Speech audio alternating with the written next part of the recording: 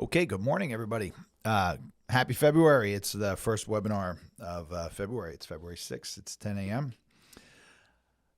Today, we're going to talk about IRMAA, income-related monthly adjustment amounts, in our Financial 15 segment of this webinar. So that's the last 15 minutes. The first 15 minutes, we're going to talk about some updates from the Slott group. And as always, I have some good ones for you today. And then we're also going to talk about the markets, and that's very exciting, as it always is. Whether it's a good excitement or a frustrating or a challenging excitement, it's always exciting. But if you haven't already, hit your subscribe, like, and notifications buttons on the YouTube channel. Subscribe, like, and notifications. And just remember, if you need anything from us, you can find lots of things at attleborowealth.com. That's attleborowealth.com. And if you have questions for us, you can reach out to us at questions@attleborowealth.com. That's questions@attleborowealth.com. Some upcoming events. So we're right in the middle of this series of the Changing World of Retirement Planning classes. I know some of you who are listening today are likely in that class. It's actually one of the largest. I may have mentioned this before, but it's the largest registration we've had. We had over 100 people register. And the class has been really great. Excuse me. It is a webinar, but I'm getting some dynamic feedback along, during the time that we're on the broadcast, and that's always fun. And folks are filling out the class questionnaires, which has great information and great feedback for me. So I appreciate that. But we're starting our second week, so we have another class tonight. So this is the series 1 class. So Tuesdays, series 1, and Thursdays, series 2. And then there are 2 classes for each series. And tonight's our second class. So we'll talk about in tonight's class, if you're listening, we talked about protecting against market loss, long-term care planning. And the third topic is escaping me. But then we also do a final exam, which is David McKnight's flagship Power Zero presentation, which is really a lot of fun. And then I do a case study, which brings everything together, all these concepts and these strategies together. And people get a lot of benefit from that. So tonight is that second class in the Tuesday series. And then we have the upcoming second class in the Thursday series, obviously on Thursday evening. So if you're in that class, I hope to see you. If you didn't register for that class and you'd like to register for one in the future, reach out to us at questions@attleborowealth.com. That's questions@attleborowealth.com, and we'll make sure that you're on our invitation list for those classes going forward. We'll have at least 1 or 2 more throughout the year, and I've got a lot scheduled that I'm not quite ready to put out there yet, but I'll just share with you. I've got an advanced class I'd like to have scheduled. I do have an upcoming webinar just for clients with Thomas Byelich from our Cornerstone portfolio research team, our in-house analysts. And we're potentially going to have an event again at the Newtown Theater. Not as, oh my goodness, excuse me. Not as large as, we don't have any speakers coming in, but I found a great movie that I think might benefit you, and I'm going to screen it again, or screen it myself, and then look at figure out the logistics of getting it done. But I think it's going to be really impactful and a lot of fun. So we've got a lot of things that we're planning for the remainder of the year, so stay tuned. Okay, so let's look at some headlines. So I was reading some industry emails. A couple things struck me that I thought were interesting, and I may have shared this already. I know I shared it in class, so I can't remember if I shared it during this webinar, but U.S. retirements will break records in 2024 as over 11,000 Americans will turn 65 every day. So every day in 2024, over 11,000 Americans turn 65. So, of course, 65, you don't have to retire at 65. 65 is a target for many people, but it's certainly the time when people are thinking about these things. Good morning, Doug. Good seeing you. Americans over the age of 65 hold over 50% of all U.S. wealth. So 11,000 Americans retiring or turning 65 every day, and those folks hold over 50% of all U.S. wealth. So hopefully we get a chance to help a few of those people protect that wealth and not send it all to the government in the form of taxes and unnecessary taxes. And then another interesting thing I thought was that nearly 60% of parents said that they provided financial help to their adult kids in the past year. This means they're using their annuity income, sucking away assets away from care planning and causing jolts to their original financial planning. So, that's something that we see often. I remember one client in particular who said, we need to earmark about $35,000 a year because I take care of my daughter. And that's something that'll continue for the rest of my life. So that's an important goal, and it's an important. Now that's probably an extreme situation, but it's funny when people ask me how my oldest son is doing. I often reply with, "Well, he hasn't asked me for money for 6 months to a year, whatever the time frame is." So that's kind of my litmus test, and that's good. I'm proud of him for that. That's not a knock on him at all, but we tend to help our kids out well past 18. And sometimes you've got to, it's hard. Sometimes I have conversations I've had conversations with clients, and I have to remind them that, helping your child buy that house or fund this large expense could have a negative effect on your financial plan. And that's one of the benefits, folks, of having a financial plan, is that if you want to be generous and say, hey, I'd like to give my child this $100,000 to help them buy this home, whatever that amount may be. Well, we can take that information and stress test it in your financial plan and see what the effect is going to be in the future. Because as educated, as wise, as smart, as set up as you may be with your own spreadsheets and things like that, you just can't stress test it the same way that we can in an effective financial plan. So that, again, that's just another example of a really good reason to have your financial plan in order. So let's jump to the Slott report here and the Slott report mailbag. So I'm going to share my screen here with you so you can read along. So how do you report a 2023 Roth IRA contributions on your tax return? The answer may surprise you, and this is from our friend Sarah Brenner. I talked to Sarah, I think, 3 times over the past week for different issues. So Sarah writes, did you make Roth IRA contributions for 2023? If you have not, you still have time.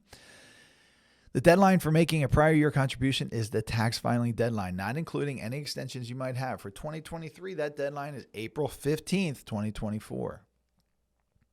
If you have made a Roth IRA contribution for 2023 or are still planning to make one, you may be wondering where to report Roth contributions on your federal income tax return.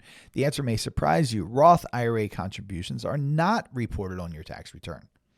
When you look at the 2023 Form 1040 and its instructions, as well as all other schedules and forms that go along with it, you will not find a place to report Roth contributions. You can find a place to report deductible contributions to traditional IRAs and a place to report non-deductible traditional IRA contributions. Conversions in 2023 from traditional IRAs to Roth IRAs, including backdoor Roth IRA conversions, also need to be reported on the tax return. But there is no place for reporting 2023 Roth IRA contributions. While you do not need to report your 2023 Roth IRA contributions on your return, it is important to understand that the IRA custodian will be reporting these contributions to the IRS on the 2023 Form 5498. You will get a copy of this form for your own information, but you do not need to file it with your federal income tax return.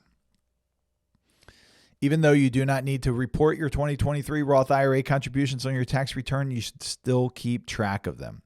Your tax preparer or tax software can help you with this. Roth contribution information is important when you take distributions from your Roth IRA. Remember the 5-year rule.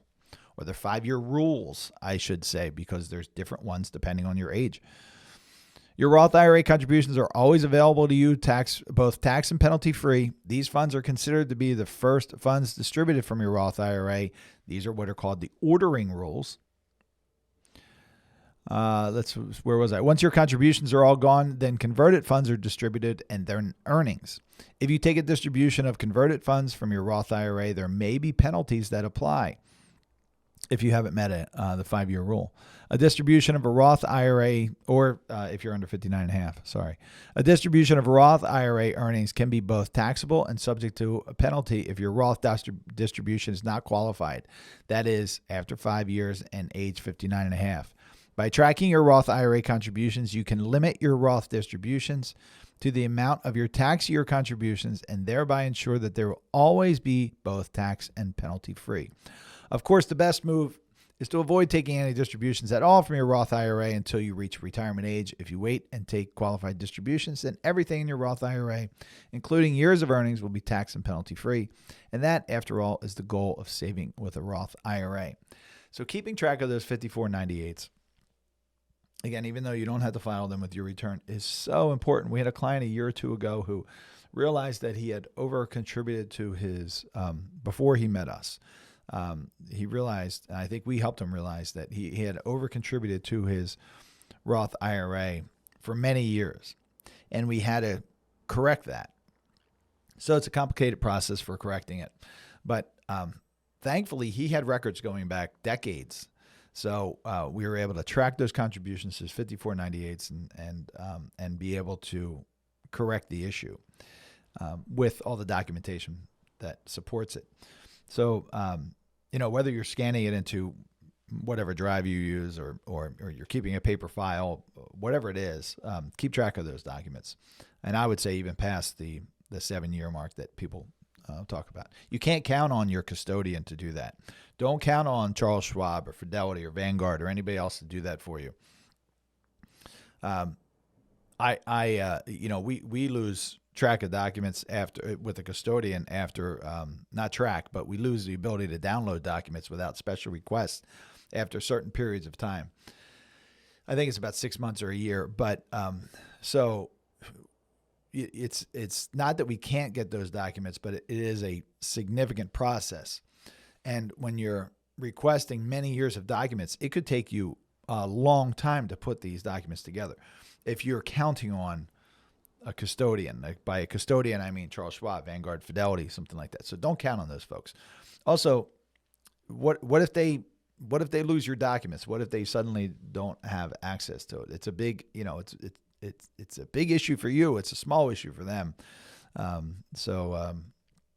You have to, you're ultimately responsible for these documents. So here's our Slott Report mailbag. This first question, this comes from a financial advisor. So I hope this person, not to be critical, but I hope this person joined the group after they received the answer to this question, because I think everybody here could probably answer this question. So this question is regarding 529s and rolling into the Roth, which is actually a complicated topic. I have 2 questions regarding the 15-year requirement that applies to new rules allowing rollovers from 529 plans to Roth IRAs. If you change beneficiaries, will it reset the 15-year clock? Secondly, if you roll your 529 plan into another 529 plan, say a Virginia plan into a Nevada plan, and mutual funds set up these plans under the state, under various states. I think Vanguard probably has about 4 different states that they use, or at least a couple different states. Pennsylvania is one of them. Virginia is a company called American Funds, and these are not recommendations to use or not use these funds. I'm just giving you an example, but that's why this references to a Virginia plan or a Nevada plan. All right, so say you change a Virginia plan to a Nevada plan, which also involves a change in custodians. Does this reset the 15-year clock? No new money is going into the plans, and the change in beneficiaries is to other children and grandchildren. Thanks for your consideration. So the answer is, Scott, you're not alone. Many people are excited about using the new Secure 2.0 rules, allowing rollovers from 529 plans to Roth IRAs. The devil is in the details here, though. The rules say that the 529 plan must be established for at least 15 years. It is unclear whether a change in beneficiaries or even transfer to a new custodian would result in the reset of the 15-year holding period. Unfortunately, we'll still need some guidance from the IRS on these questions, and that guidance could take some time. So what we've been working under is the idea that any change in the 529 plan, beneficiary change or custodian change, is potentially going to reset that 15-year clock. So I think that's probably the safest approach to take, but hopefully we do get that guidance soon. All right, here's the question I was talking about.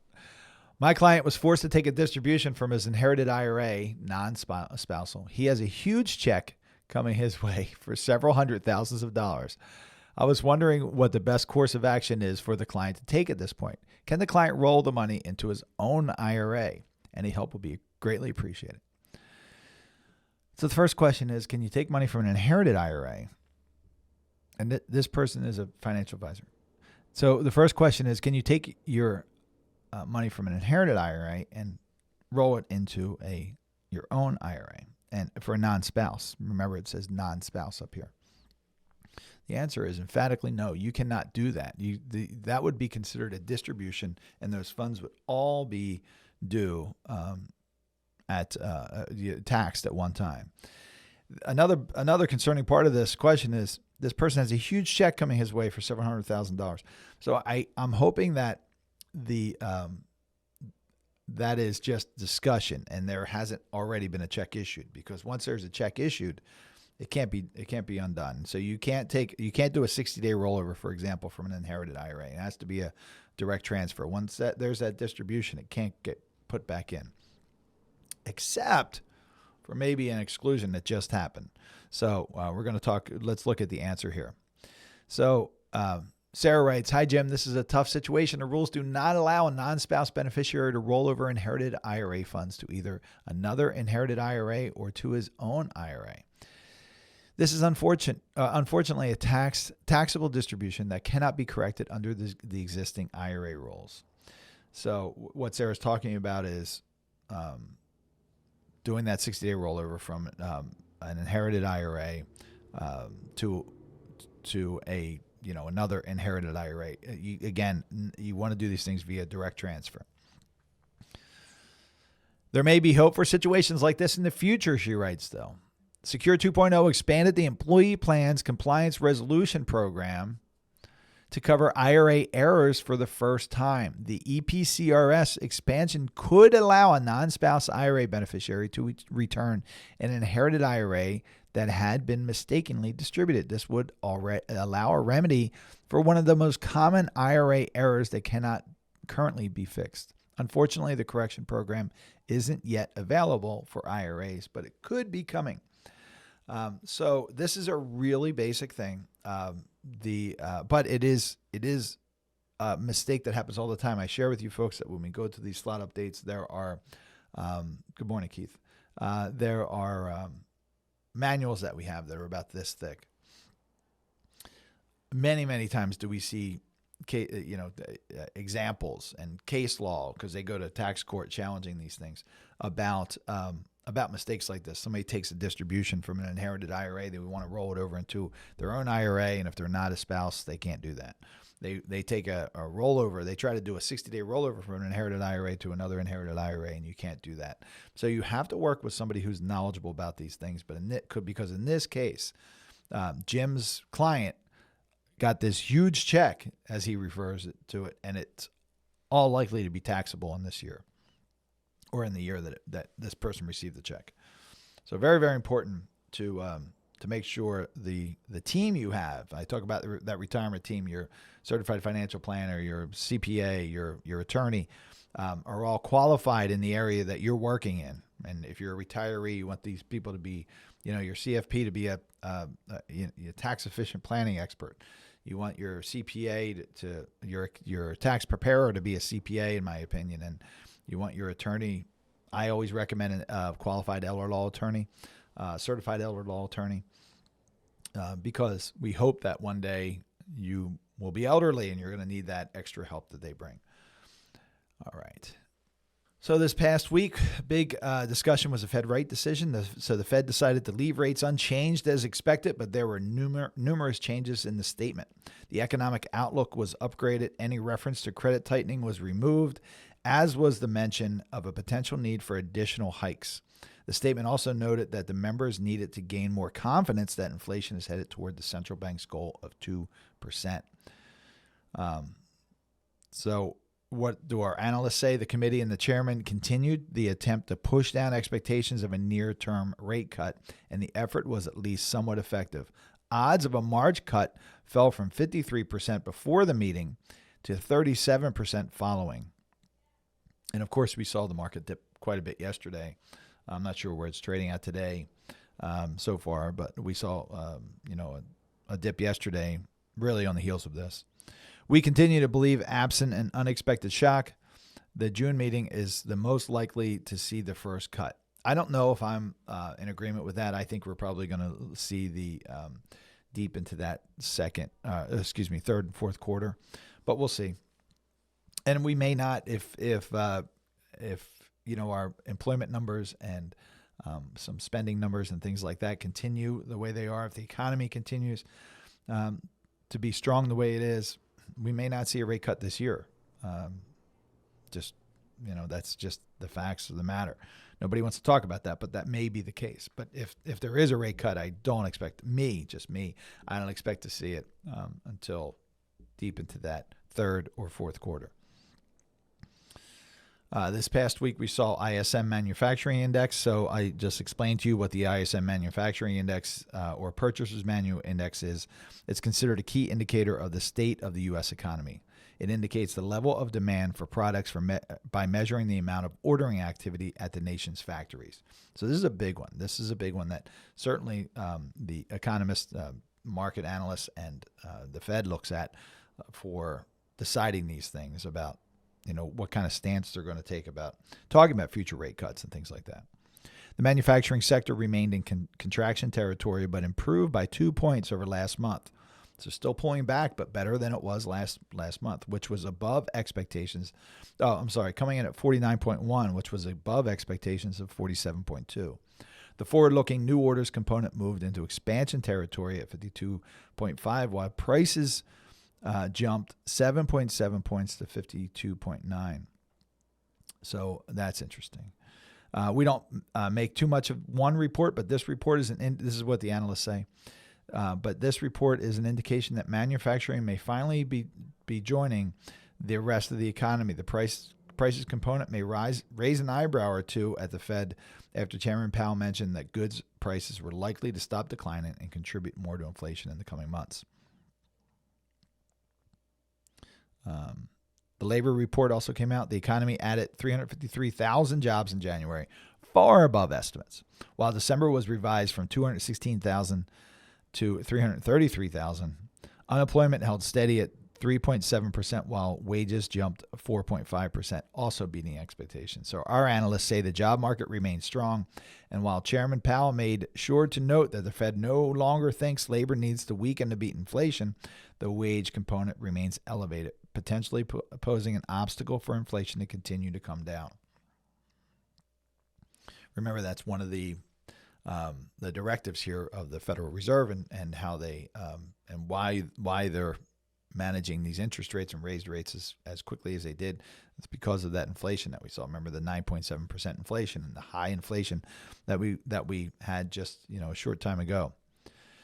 So stocks finished another volatile week higher as some solid tech earnings overcame disappointment from the Fed meetings. Earnings season has featured largely cautious outlooks, but investors seem unconcerned and the bulls remain in charge. Small setbacks are possible and would be healthy, but until something changes, the overall direction is likely to be higher. That's the analyst statement. And I do want to share this chart with you. Wages and prices changed from a year earlier. Okay, so here's the consumer price index. So that's represented in this dotted line, and you can see here. Here's the peak of it that we saw in the middle of 2022, and here are hourly earnings. Obviously, that dropped during the pandemic, so these are really coming out of pandemic numbers here. And while we saw spikes here in weekly and hourly earnings, and it is coming down, it's really a very steady rate. I think probably what the Fed wanted to see as they were starting to raise rates here, right, or back here, they wanted to see these earnings rates also come down to help manage inflation. So you can see though that it's really a steady kind of sideways movement, and that's part of the problem with when they're going to start ratcheting down rates without significant drops. I think they're going to be challenged in that direction. Hope that makes sense. All right, so now let's talk about some investment numbers for the week. So the Dow Jones Industrial Average was up 1.43% for the week. So this is ending the 2nd of February. So 1.43%, that brings us to 2.65% for the year, and still 15.98% year over year. So from this time last year to this time this year. The S&P 500 was 1.41%, and that's up just over 4% for the year. The NASDAQ was up 1.13%, and that's up just over 4% for the year. Emerging markets was up slightly, still down for the year, 3.42% so far year to date, negative 3.42% year to date. And also the World Small Cap Index, it was down last week and is still down for the year, negative 2.44. Bonds continue to be down for the year, 0.66%, just slightly down, but they were up last week at 0.65%. So that's the U.S. Aggregate Bond Index. You've heard me say a million times now, that's where most investors likely have their money, that's 7 to 9 year maturity.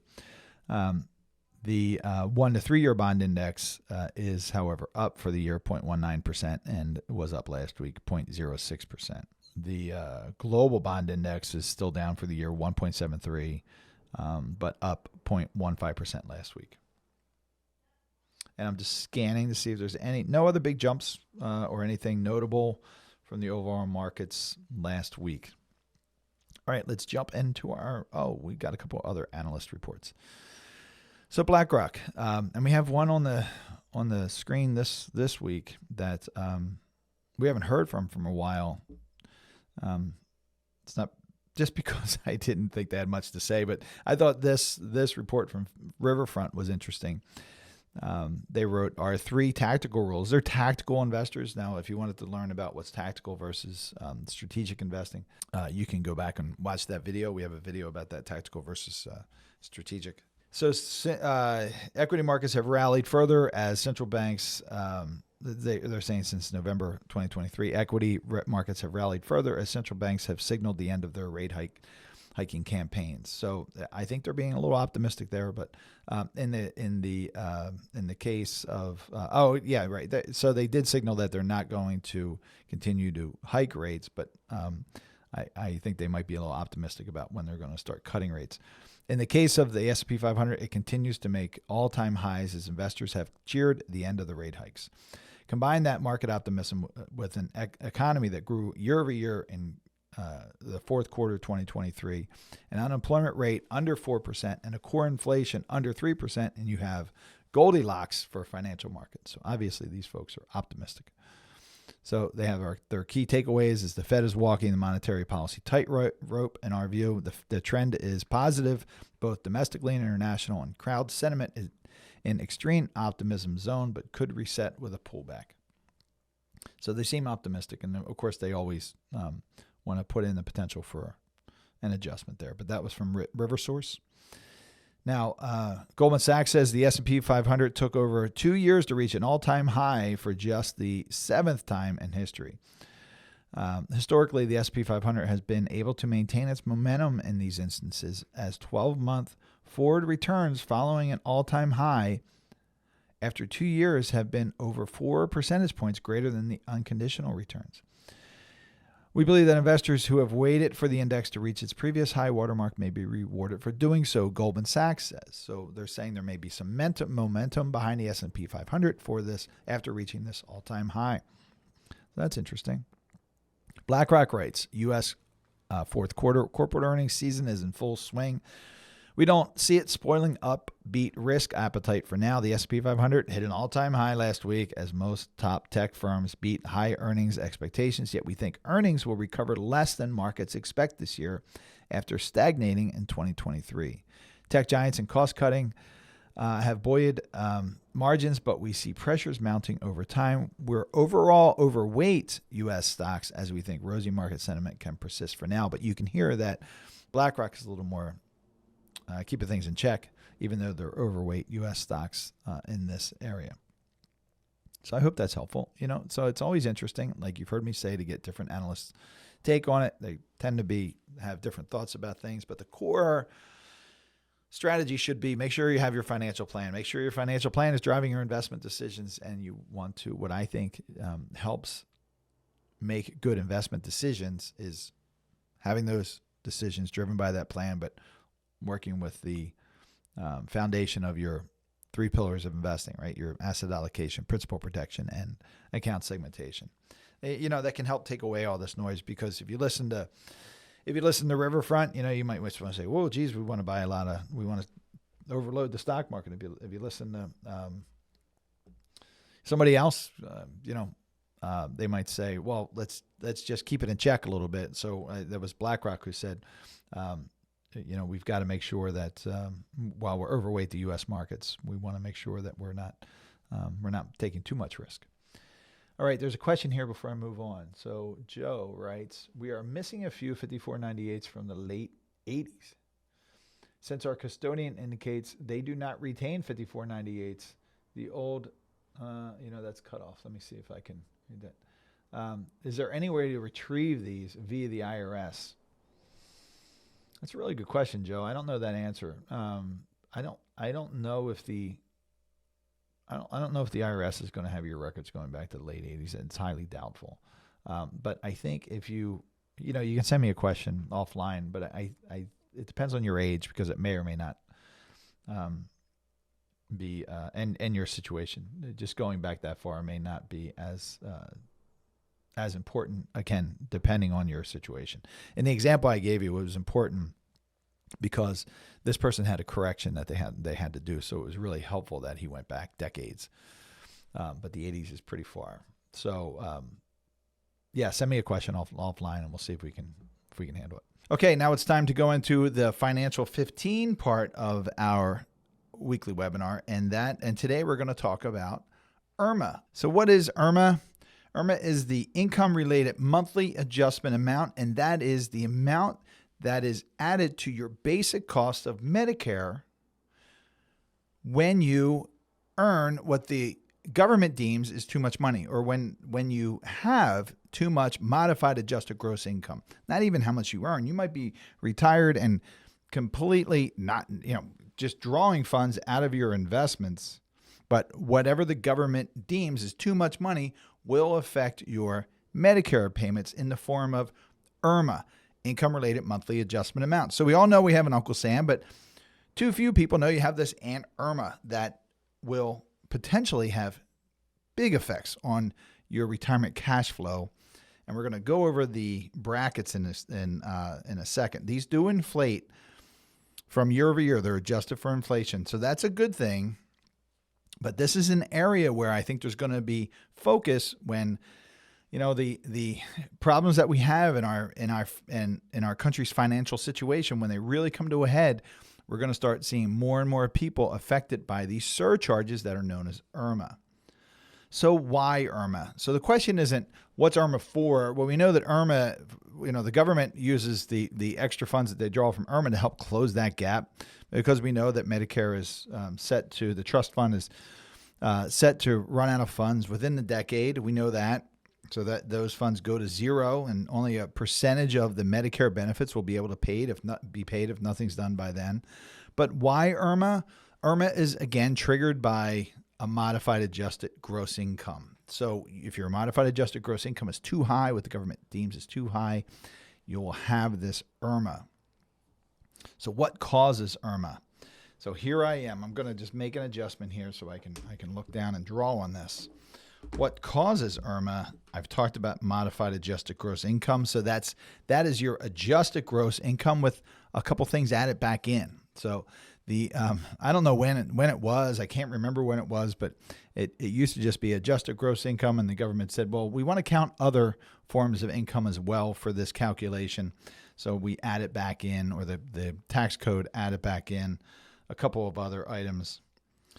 So it's based on your modified adjusted gross income, not your taxable income, not your adjusted gross income, but your modified adjusted gross income. And the two big contributors that I see for IRMAA are RMDs, required minimum distribution. This really sneaks up on people because of the way IRMAA is structured. It has a 2-year look back. So what that means is if your income levels are higher and they trigger IRMAA, and again, I'm going to go over the brackets in a moment, but if they trigger the IRMAA brackets, the IRMAA surcharge brackets, I should say, in 2024, you won't be assessed that until 2026.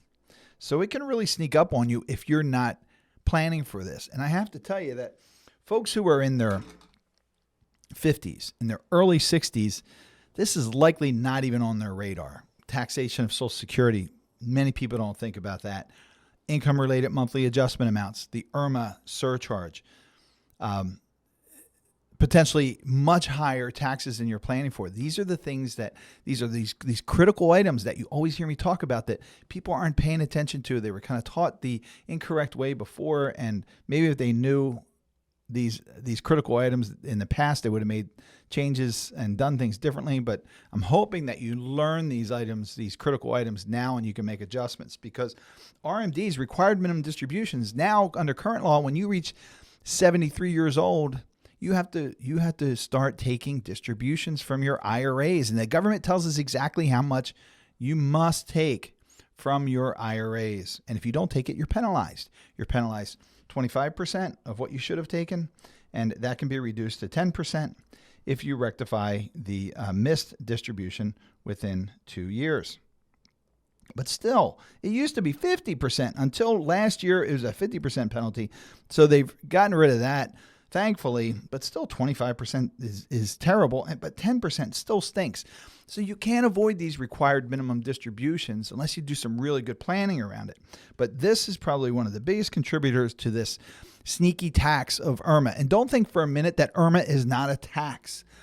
You know, this is money they either keep out of your Social Security check if you're paying for your Medicare through Social Security, or money you have to send back to the government for these Medicare costs. These are the costs of your Medicare premiums, and they're increased because of your earnings. And that, folks, is a tax, in my opinion. They can call it a surcharge, but it is still a tax. So that causes IRMAA. There are other things, but these are kind of the modified adjusted gross income is what it's based on. RMDs are the one that sneaks up on most people. Roth conversions. So you may be surprised to see me have this on this list, this Roth conversions. Well, Mark, you always talk about Roth conversions. Roth conversions are a great thing. You say it's a gift by the federal government that they allow us to convert from traditional IRAs to Roth IRAs, the amount that we'd like to convert. We just have to determine how much tax we want to pay to do that conversion in any given year. But Roth conversions add to your modified adjusted gross income. So any year that you're doing Roth conversions, you must consider the IRMAA effect. Now we have a calculator that we build out. We build it out in-house here, and my senior financial planner associate Emily Wheeler built out this calculator, and we call that actually our friend David McKnight really liked it, and I said, Dave, he asked if we could use it, and I said, Dave, you can use it, you can share it with the rest of the group, but we have to refer to it as the Wheeler calculator. So this is a calculator that we use to show the benefit of, if we're going to pay IRMAA during our periods of Roth conversion, is that better than paying it for the rest of our lives if we don't convert? Because at some point, again, you're going to have income coming out of your distributions, coming out of your traditional IRAs, regular income, pension income, capital gains, things like that. This all goes into this modified adjusted gross income. And I should add that in here. So I'm going to add that. Capital gains. So anything that comes out of that taxable bucket, we have interest, dividends, all of that all, of course, adds into modified adjusted gross income. That should be up here, modified adjusted gross income, and that adds to this IRMAA calculation. So Roth conversions is when you're doing Roth conversions, when you've got a plan for converting your funds from traditional IRA to Roth IRA, which is a good strategy for many people. You have to consider the IRMAA effect. And again, we kind of wash it through our financial plan to see what the effect is. We run it through our calculators, and we see it is not uncommon. Somebody might pay X number of dollars. I'm just gonna spitball it here. $35,000 of extra IRMAA cost during a Roth conversion period, but they still may end up saving $50,000, $80,000, maybe $100,000 of potential IRMAA charges over their lifetime if they didn't do those Roth conversions. So I hope that makes sense. If you want more information about the calculator, you can reach out to us at questions@attleborowealth.com. That's questions. It's right here, questions@attleborowealth.com, and we'll be happy to explain it to you. I can't share that calculator with you. That's our calculator. But if you're a client, you've seen it, you know it. So the next thing, what helps avoid IRMAA? So before we go into that, let's look at the IRMAA brackets. So here's the chart. This is the 2024 Medicare income planning chart. And this is a chart you can download from our website. So you go to our website at attleborowealth.com, and you can go to the Education and Resources tab, go down to the Slott corner. So this is Ed Slott's chart. I want to give Ed all the credit. There's some great information you should review here, information about Ed and his team. This is a webinar that I did with Ed some time ago. This is information about the Ed Slott Elite Advisor Group. I'm fortunate enough to be part of the Master Elite Advisor Group. But here are the tax tables. You can download 2024 and 2023 tax planning documents. This is where I pulled down this document. So you just click in there, you put in your email address, and you can download these documents. So feel free to do that while that's still available. So let me get the website back up out of here. So this is what I'm talking about with these IRMAA brackets. So I'm going to make this larger. So let me explain this to you. I hope everybody can see this. So if you're a single filer, so it starts over here with a single filer, and over here is married filing joint. So just like everything that I can think of in the tax code, the bracket's a little more generous. You don't hit these IRMAA surcharges as quickly if you're a married couple filing jointly. Single filers, you hit them much faster, and just like most of the tax brackets, it's just about cut in half, if not exactly cut in half. So what that means is if your modified adjusted gross income is $103,000 or less for a single filer, $206,000 or less for a married filing joint filers, then your surcharge is zero, and you pay $174.70 for your total premium Part B, your Medicare premium Part B. That's what the charge is this year in 2024. Now, as soon as, let's just work to clean this up a little bit. As soon as you cross over that $103,000 to $129,000 if you're a single filer, or $206,000, right? Just double it, to $258,000 for a married couple. Well, you have a surcharge. That's $69.90.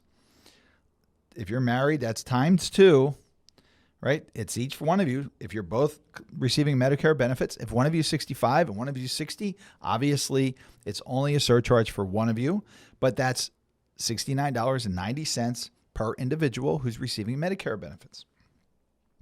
And folks, that's per month. So then your total premium for Medicare Part B is $244.60 per month per individual. And if you're using Part D as well, there's a surcharge of $12.90 for a total Medicare surcharge in that bracket. If you're just listening, I did air quotes when I said bracket. So for a total surcharge of $82.80. Now, I want to point something out to you. This $103,000 and $206,000 is not like your tax brackets. With your tax brackets, you remember let me make sure that you can see this. With your tax brackets, we refer to it as, a graduated cylinder here. As your income goes up, you go into these higher brackets. It starts at 10, 12, 22, 24, 32. So you pay tax at 10%, you pay tax at 12%. And if you land in here, only this little bit that we're talking about here, do you pay tax at 22%? IRMAA is not like that. This $103,000 or $206,000 for a married couple, folks, that is a cliff. As soon as you go to 103,001, you fall off of that cliff and you go to the next level. So there's no gradualness in this. I know that's not a word, but it's the word I'm using. So as soon as you reach $1 over that level, you are now in that surcharge bracket. And you picked up, in this example, $69.90. So now let's move on. What if your adjusted gross income goes over $129,000 for a single filer or over $258,000 for a married filer? Well, now you're paying a surcharge of $174.70. So it's double, remember, per individual per month, for a total Medicare cost per month of $349.40 for Part B. If you're using Part D, that's $33.30. Addition so your total surcharge here would be $208 in that bracket. So once you cross over $161,000, I'm moving this around, so I'm hoping you can see it a little clearer. Once you cross over $161,000 for a single filer to $322,000 for a married filing joint filer, where now your surcharge is $279.50. Your total Part B premium is $454.20 per month per individual. And it goes on. So then you get a surcharge beyond $193,000 for a single filer and beyond $386,000 for a married filing joint filer. You're at $384.30 surcharge for a total Medicare Part B premium of $559 a month. So you see, everybody starts at $174.70, and it can be as high as $559 up to $750,000 of modified adjusted gross income for a married filer, and $500,000 in modified adjusted gross income for a single filer. I think I might have just reversed that. So $750,000 for modified adjusted gross income for a married filing joint filer, and $500,000 in modified adjusted gross income for a single filer. So $559 extra. $559 is significant for sure. And if you don't think that could have a negative impact on your retirement plan, I think you should do some checking and planning. And then it gets a little worse. So $500,000 and above, or $750,000 and above for a married couple, and modified adjusted gross income, your surcharge is $419 for a total of nearly $600 a month for your Medicare. And I just have to remind you, if you're married, that's times 2, and that is per month. And these are the surcharge amounts. So this is a big deal, folks. This is really easy to slip into. So at least once a year, I have folks who say, I attended your class, or I've watched videos, or I read a book or whatever, and I'm really into this tax efficient planning, and I did Roth conversions last year, and I converted $1 million out of my IRA into my Roth IRA. And now suddenly I have to pay this IRMAA charge. And, there's really no way around it, and it sneaks up on you. I was talking about this another time, and a person asked, well, can't you appeal this? There are IRMAA appeals for life events. And the life events are, you retired, or you lost your job, or something like that. And that's triggering IRMAA. Say you have income from 2 years ago that when you were working, but you're not working anymore, and now suddenly they're assessing you this IRMAA charge. You can go and file an appeal, and you may have some luck with that appeal. But when you're talking about Roth conversions, and I am not being negative about Roth conversions, I think if you've watched any of my videos or spent any time with me, you know that I'm a fan, and it's one of my favorite strategies for tax efficient planning. But the administration will not let you, they will not accept I've stopped doing Roth conversions as part of the appeal. So when you embark on this Roth conversion strategy, you have to take IRMAA into consideration. Now, what makes planning with IRMAA difficult is what I'm going to point out to you here. So I want you to, let me just do another color. We'll use red. So this reads 2024 IRMAA monthly surcharges for Medicare Part B and D based on 2022 modified adjusted gross income.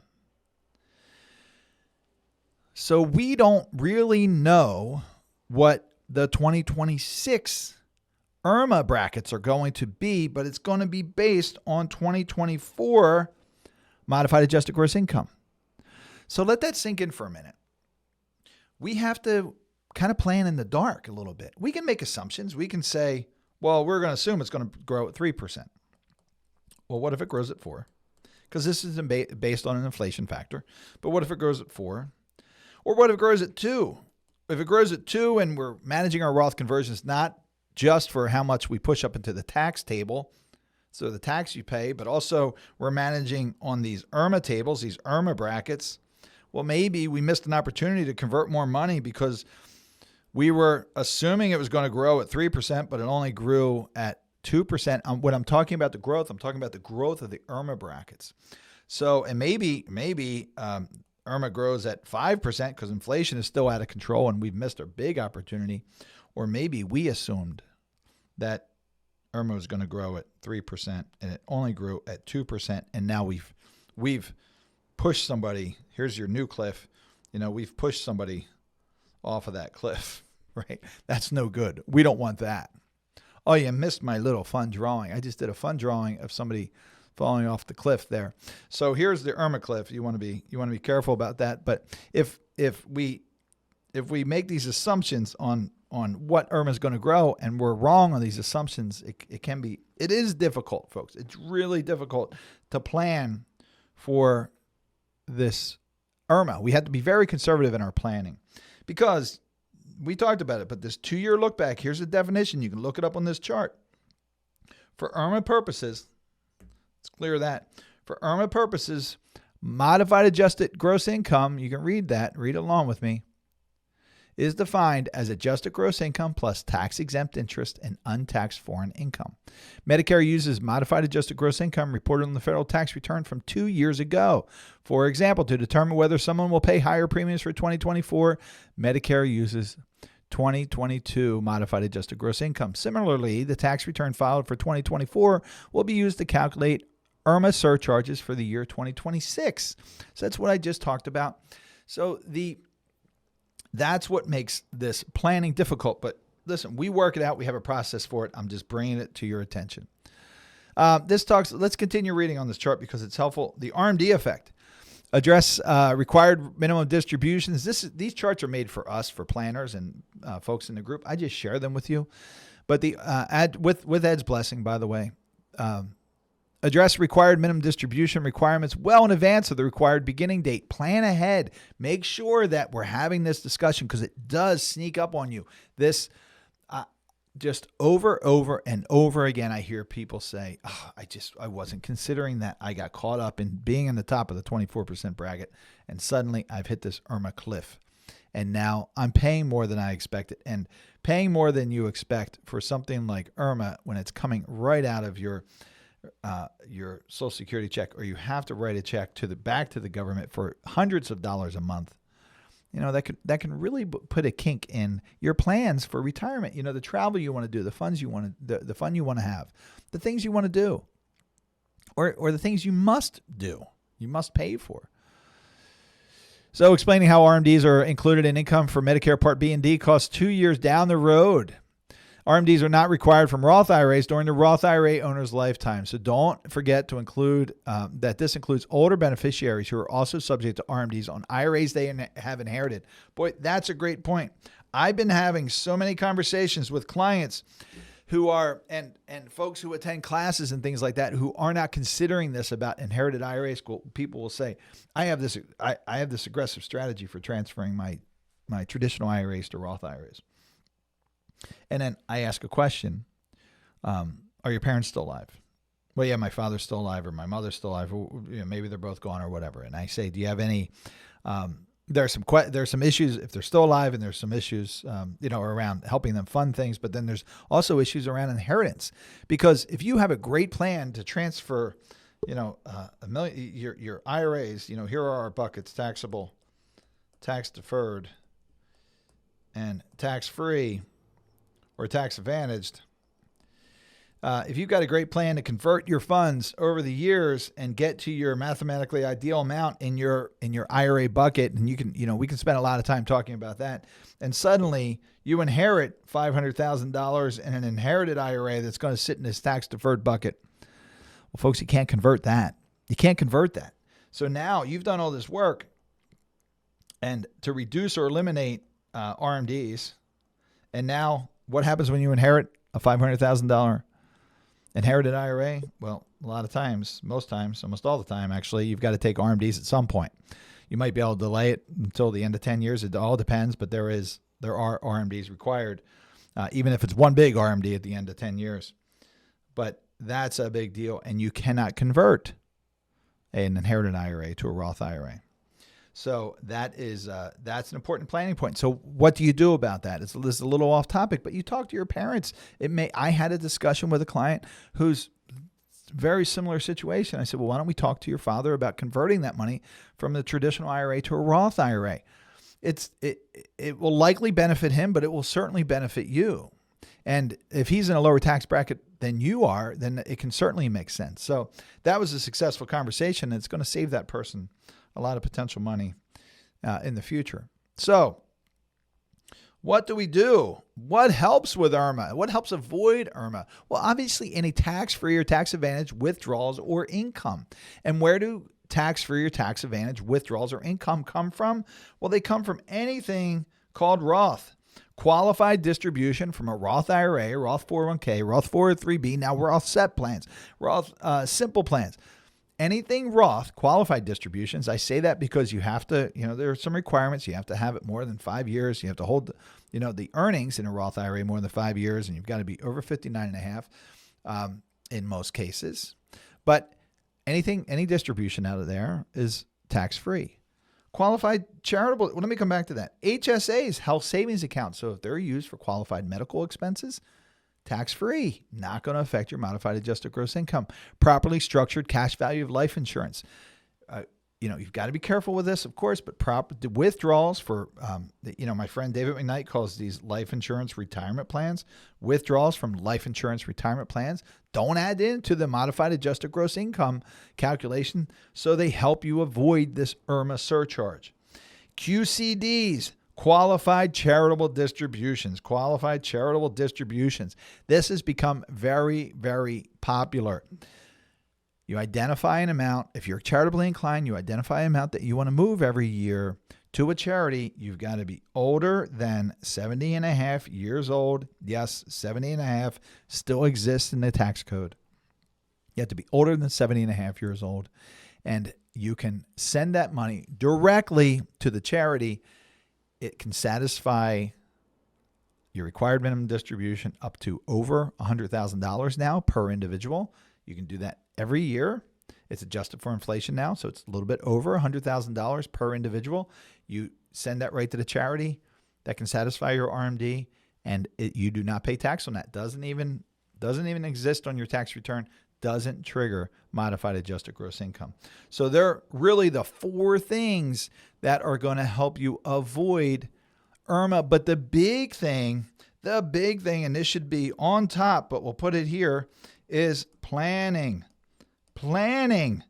Be ahead of it the best you can. And if you're caught in it, have a plan for coming out of it and understand the benefit, maybe of something like Roth conversion, something like funding, your HSA or doing QCDs and paying attention to the details of it. Don't let it sneak up on you. Do your planning. Don't let it sneak up on you. And if it's already snuck up on you, take the steps to help clean it up, because you can do it. Again, these are critical items. And maybe if you knew something differently in the past, you would have done things differently, but you know it now, and you can make changes. So let's just look. There's a second page to this chart, and it talks about income reduction strategies. Let's just make sure we hit them all. We talked about Roth conversions. We talked about health savings accounts, HSAs. We talked about qualified charitable distributions. Other strategies, timing investment gains and other income by accelerating them onto a tax return for a year before IRMAA calculation. So that's a great point. So anytime that you're looking, I'll move this up. That's timing investment gains and other income by accelerating them onto a tax return for a year before IRMAA calculations occur, or deferring them to a year when income is expected to be lower and then be offsetting losses. Well, folks, this is really all planning and execution. So you can have great plans, but without good execution, the plan isn't very effective. So planning and execution is very, very important. So when we look at liquidating positions for a client, or transferring accounts, or changing investments, we're always paying attention to things like capital gains. And things like capital gains and other tax triggers, right? Capital gains, interest, dividends, things like that. Other tax triggers have an effect on a lot of things. Tax credits, Roth conversions, things like that.